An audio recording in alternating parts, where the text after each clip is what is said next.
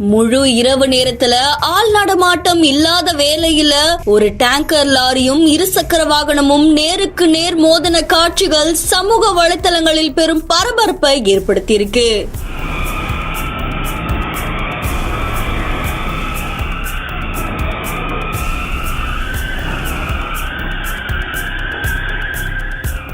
இருசக்கர வாகனத்தில் வந்த இளைஞர் சம்பவ இடத்திலேயே உயிரிழந்த சம்பவம் பெரும் பரபரப்பையும் சோகத்தையும் ஏற்படுத்தியிருக்கு.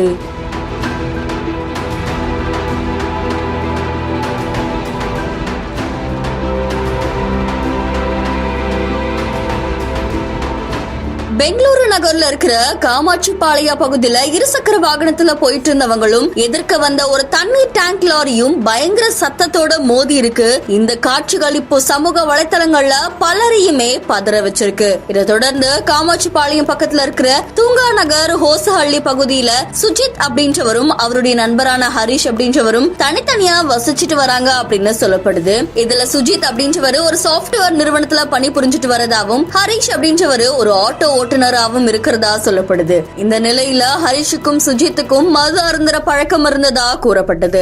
சம்பவத்தன்று 2 பேருமே மது அருந்திட்டு இரவு நேரத்துல இருசக்கர வாகனத்துல வந்திருக்காங்க. அப்போ ஹெல்மெட் அணியாம வந்திருக்காங்க. இந்த நிலையில தான் காமாட்சிபாளையம் பகுதியில அங்க வீட்டுக்கு போயிட்டு இருக்கும் போது எதிர் திசையில வந்த ஒரு தண்ணீர் டேங்க் லாரியில போய் நேரா இவங்க வாகனம் மோதி இருக்கு. இந்த விபத்துல ஹரிஷ் அப்படின்ற இளைஞர் சம்பவ இடத்திலேயே உயிரிழந்த சம்பவம் பெரும் பரபரப்பையும் சோகத்தையும் ஏற்படுத்தியிருக்கு. இதை தொடர்ந்து விபத்து நடந்த காட்சிகள் அங்க இருக்கிற சிசிடிவி கேமரால பதிவாகி இருக்கு. இந்த சம்பவம் தொடர்பா காமாட்சிபாளையா போலீசார் வழக்கு பதிவு செஞ்சு விசாரணை மேற்கொண்டு வராங்க அப்படின்னு கூறப்படுது.